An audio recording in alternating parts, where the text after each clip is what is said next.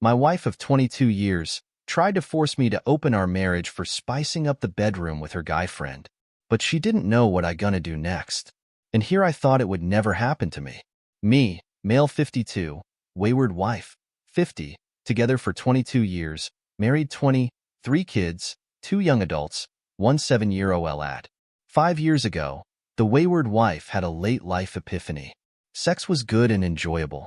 We went from 1 to 2 times a month to daily, and sometimes if time and responsibility allowed twice in the same day. The activities included seductive nudes sent to my phone or email and cutesy stuff, hearts and smileys reminiscent of our earlier days in the relationship before kids. Somewhere in this time, December through January of 2018, talks about spicing up the bedroom by bringing another person in the mix. First red flag. It was a guy friend from our cohort that the wayward wife suggested. Nope. It hard with the simple reason of not my cup of tea to be naked in the same bed with another guy and my spouse. It got dropped then, but articles about poly and open relationships were being dropped in my inbox or links on the phone. I would read them and vary from non-committal to not interested. A week before Thanksgiving of 2018, we're out on a date and the talk about including a third comes up. I ask if this hypothetical third has a name. It's a close friend with whom we spend a lot of time together, etc., and with whom the wayward wife has spoken about this idea with already.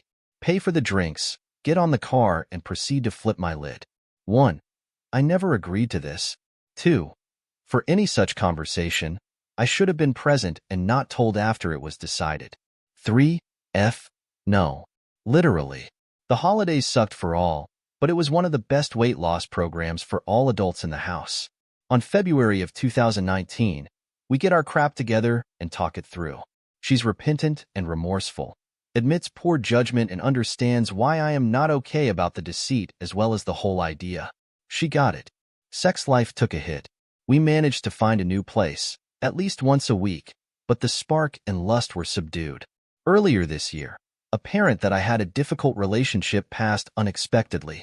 I was there for a planned 4 days, stayed for 45 in a funeral. My baggage started resurfacing, especially some of the treatments that I experienced at being a safe one. The second choice. As I'm starting to deal with this crap, milkshake of the soul, wayward wife starts to be withdrawn. Always on electronics, limited conversation, and only about the basics. I'm at a place to deal with my loss and now this? Okay. I get on her machine after midnight when the house is all quiet, and there's nothing in recent email or on Facebook and on phone messages. There's activity, but nothing that points to coded or otherwise hidden messages. I check the time frames of 2017 to 2018. Bingo. I find sent emails to the friend from her with the same spicy pictures I was getting at the same time. Facebook Messenger for the same period is full of good mornings, smiley faces, hearts, and flirting between them. Video chats from 5 to 15 minutes. Wayward wife was starting a business, and friend would stop by for coffee or lunch daily as he could. At the time, he was there to help and advise. Flip of lid part 2. The idiot awakens. Got the 20k volts coursing through me all night. Could not sleep. Sí. Just paced. Around 6 a.m., wayward wife wakes and asks what's wrong. I open the laptop lid and show where the highlighted emails with her naked pics to the friend's email. No inbox. Just sent files. I asked how she would react as she found out I had pictures of a naked woman on my machine and that they were of a time period covering at least 10 months prior to what I said was a silly mistake. I pointed out that she did lie. She did have at least an emotional affair with the now verified affair partner, and it was deliberate. Trust was lost, and any statement from her at this point would be suspect to its truth. The first apologies of the wayward wife ended in the trash can as she started to vomit. I asked why she did not tell me of this 4 years ago. We would have dealt with this already. I told her I'm taking the day to think about it and sharing because it can happen to anyone. None of us are special. And here I thought it would never happen to me. Update. Today is day of firsts. The outpouring of support and trauma shared is staggering. I find myself glad and sorry that I'm not alone in my experiences. Thank you to all for the advice, comments, and suggestions from readings to step-by-step playthroughs.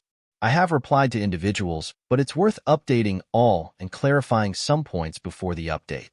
She did have a miscarriage that was a bloody affair that we rushed to the ER for with her soaked in her own blood. It was verified as such by the trauma staff and OBGYN at the hospital. It was early first trimester. No way to tell who the father was. This was early 2018. Got snipped shortly after. Sex life was still on the red-hot stage of things. I have heard from several of you that the DNA test route is a good idea. It's yet another truth that has been challenged today. Affair partner is single, has been divorced for at least as long as we are married. Racially, we're a European stock. He's mostly African American and Native American. He's very well spoken, charming, and educated. Wayward spouse was engaged in minority community outreach and education for years, as was affair partner. Wayward spouse, nascent business was with an actual storefront. Sure, there were spaces that two adults could be intimate in. If there is a will, there's a way. Affair partner runs his own consultancy and makes his own hours. Flexible schedule and has small business experience. Offered to help with the startup and was an advisor. Again, legitimate reasons to be there plus time. Business was started in the fall of 2015. Storefront opened in winter of 2016. Closed shop spring of 2019. Good idea, bad execution. In retrospect, wayward spouse had her mind and focus elsewhere. And yes, the more I reread this text, the more of the calamity this man was for us. After spending the day in disbelief, anger, and errant voltage running through me, I came home. My insides are playing death metal while outwardly I whistle easy listening tunes. Wayward spouse is on the couch collapsed in on herself. She tried to get up to greet me, and I just pointed my hands at her. She sits. I grab the chairs far from the couch as I can. I inform her that I'm with one foot out the door. I will decide which direction to move in the relationship based on what she does next. I tell her that since she's the mother of the kids and out of respect for our time together, I will endeavor to keep nastiness on my part to a minimum. I remind her it's more fair than she deserves, and it's because of my self-respect, not her actions. Because of her effed up upbringing and the abandonment she experienced. I tell her not to be afraid of me disappearing. I tell her that if I leave, she will be explicitly told. I also let her know that her presence in the house is at my discretion at this point. She has luggage and can be told to leave if at any point she disrespects me or tries to lie. We discuss how to tell the kids. She wants to tell them that it's the fight from 2018. I remind her how one of the then teens stops being to her and how she would be a pariah once again in the house. She starts crying, and I remind her if she did this, I will talk to the kids, and with her there. She shook her head and cried. In return to begin with, start with the no contact letter to affair partner. Start the timeline on paper. Anything not true. We're done right there. A list of passwords to accounts, bank, and plastic records. She gets the couch. I will let her know what next. Before I leave the room, I asked her who is she? She has become a stranger. All right, let's see what top commenters say. Live Maze 6410 says, "You're about to be trickle truth into oblivion. Just an FYI 40 man. She is going to lie, omit, and obfuscate because that's what they always do. My advice is to take time for yourself and decide what you really want to do." The OP replies, "Yeah, I know, but the cat's out. I really don't care of the color at this point or how big or small it is." Jacket's Blue chimes in next. "You have a 7-year-old and this took place about 5 years ago. If it were me, I would be questioning that. Affairs are icebergs. You only see the tip." The OP replies, "Get an eye out of the same blood type. Wayward wife and OP are different and very unique. The miscarriage that happened in that time frame is suspicious though." Fine Cannabis Grower chimes in. "You and I have so much in common that I can't help but feel the sickness and pain with you. I'm sorry, but I don't have any sagacious advice that could help anything. If she's like my wife, she's trickle-truthing and will never come clean. If you still feel you could burn it all down and start over, now's the time. I didn't because it was long ago and the kids were still small. You must know if you're going to take having a wife that you clearly shouldn't trust." The OP replies, "Yeah. The whole awakening and going from a comatose bedroom to a hot one did not sit right at the time. As I mentioned, I have proof of the lying. What she decides to do is now tainted by that. I'm sorry that you too had this experience." Kranich chimes in next. "What you know is only what you found. which is not at all only the tip of the iceberg. Do you think that they only chatted friendly when they met during a time when they had already exchanged nudes? First thing you should do is go to a doctor and get tested for STDs. Then, distance yourself from her and take your time.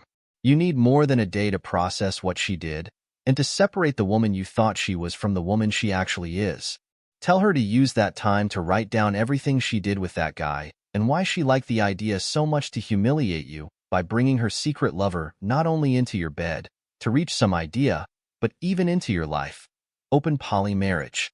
She also needs to write down why she was okay with losing you and your marriage, which is something she accepted when she started her affair.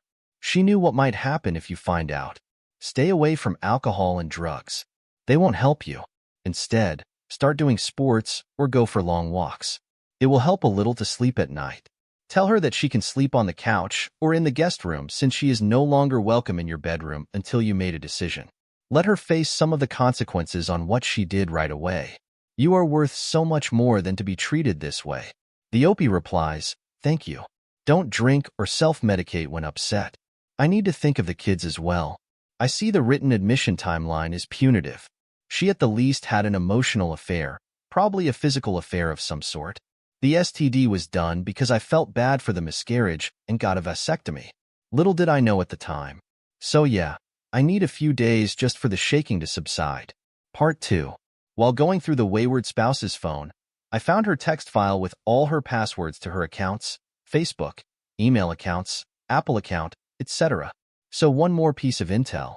I have not been this angry, hurt, and confused in my adult life. I found all the things that I held as hard truths to be null. It's surreal having the person with whom you build a life with being asked to write a no-contact letter to her affair partner.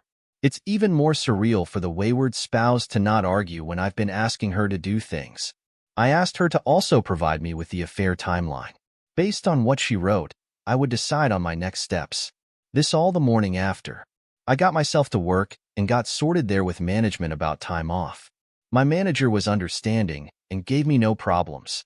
I started going through wayward spouse's social media chats with the affair partner and started seeing a pattern of flirting and daily conversations from January 18th to almost June 19th.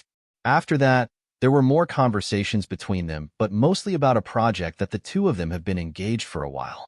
There were 2 dates in the text lineup on March 19th and one on April 19th. The first was flirting between them where a affair partner was commenting about wayward spouse's lips and how he loves kissing her. She replied back with heart emojis and how she could not wait to see him in the morning.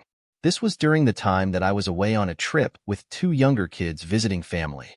Screenshot number 1. The second exchange was wayward spouse telling a affair partner that she's sorry for hurting his feelings, but they need to keep it just to the project. Screenshot number 2. Send both screenshots to wayward spouse via text and ask that she include those in the timeline. She starts explaining over text that they are not what they seem. I text her to just put the explanation in the timeline. Finish a couple tasks at work and head home. Wayward spouse is sitting on the couch reading a book. I ask her how the timeline is coming along. She looks up and says she will work on it when she has time in the evening. She looked like she was crying but is putting on a brave face. I'm irritated by this. I can't interpret her stance. It could be I don't want to do this, it's not important, or can't face it, and you're not the one in charge. This is not a game. Send a text to my friend letting her know that I need an exit and shelter in place. Got confirmation and ETA. Grab my laptop, charger cables, etc. toiletries, and bug out back. Get the text from friend that says ETA is 2 minutes as I asked. Walked into the room with wayward spouse and asked when the timeline will be done. She says she's going to work on it that evening. I let her know that she can concentrate better without me there and that I will be back home when the timeline is complete and exit stage right. She's left mouth agape as I walk out. I had a timeline in my email inbox in 40 minutes. On the very first of the versions, half of the timeline were apologies, excuses, and reasons that made no sense. It took several days of edits and pointing the inconsistencies in the narrative. I wanted to drive home the time this was hidden, so I sent her a document that I had asked her to fill out because of her jumping around in her story. It was really a list of all the months from September to 17 of June of 2022. She started her timeline from September of 17 with the first set of spicy pics. She sent me and continued on from there with focus after the blowout we had. When she announced her desire to open the marriage up and have an affair with the fair partner. She felt ashamed and sorry for her actions in November of 2018 and did not speak to the fair partner until after the holidays. From in January of 18, while we were working towards reconciliation, she started speaking with him again, and he was supportive of her and understood where she stood. He asked her if she would like to drop out of their project, and she said no as it was very important to her as a project in general. During that time, they continued to spend time together but would no longer tell me about it. When I had noticed this, I had asked a fair partner why he was no longer around as much. Not that I minded, and he said that he was spending more time with his son who was now staying with him. In providing support for their soft breakup that was our fight and almost breakup in November of 18 with Wayward's spouse, they got closer, rekindled, and continued with their emotional affair. The highlight was the texts of the screenshot I caught where the two of them apparently shared an intimate kiss for the first time, sometime on March of 19. After that, they continued having encounters when they could that were mostly making out and some petting over the clothing. Wayward's spouse apparently was feeling guilt and shame and broke it off with what was the aftermath in the conversation that got caught in April of 19 in text. When I had a cohesive timeline, I sent it to the affair partner and asked him what he had to say for himself.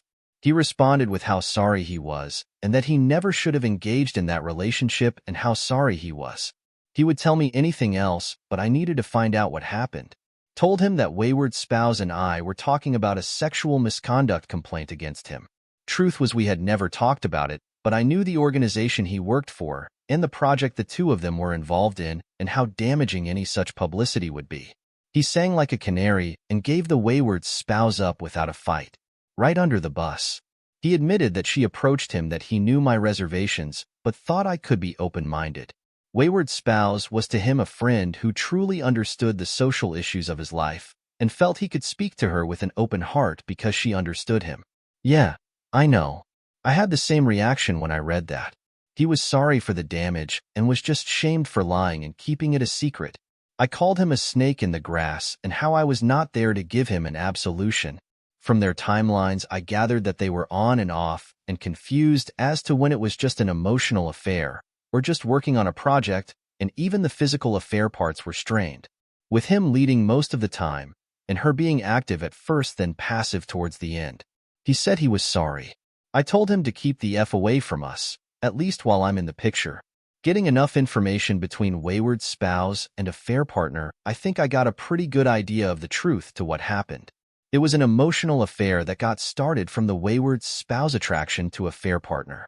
His role in pursuing, and in some cases manipulating the Wayward spouse.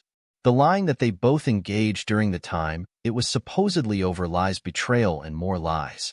Had the talk with a couple of lawyers who pretty much said the same things.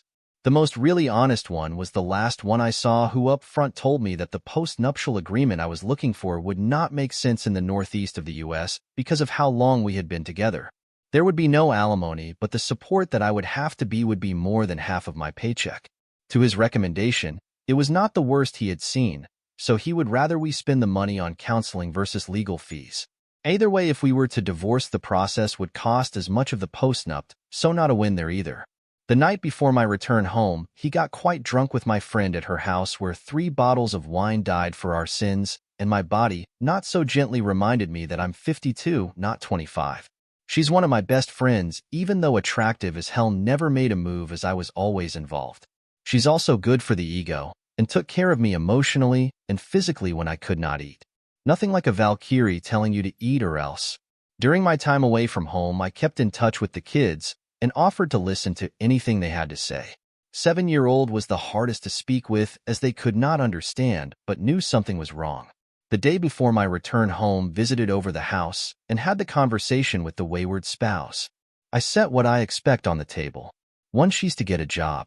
Enough living on my dime and saving the world one social program at a time. There will be no reconciliation for a year. 2, during this time we're in counseling, individual and couple, so I can get answers as to why. Also because no matter what, we're tied together because of the kids and need to deal with each other. 3, there will be no physical contact. Bought a bunk bed for the 7-year-old room, so she can move in and I get the bedroom. Meanwhile, I get the couch, which is fine. For because of all this, she has caused me to question what relationships are. Not sure if this relationship is what I want, or if we were to spouse is the right person for me anymore. I will date casually during this year if I choose. If she decides to do the same, we go straight to separation amicably. 5. I will conduct myself with dignity and compassion. I could go scorched earth, but will not due to the damage it will cause the kids. She's now a secondary priority. She's my first and will remain so. I had a full confession out of both a fair partner on wayward spouse, and even though there is still fog and shame, I know enough of what happened. Even if I don't know all the truth, I know enough to feel I'm right in my decisions. I also know that I will check the color if wayward spouse says the sky is blue for a long time to come. I made edits to this doc after falling asleep on it out of exhaustion. To all of you, thank you for support, wisdom, perspective, and reaching out. Stay strong, all of you.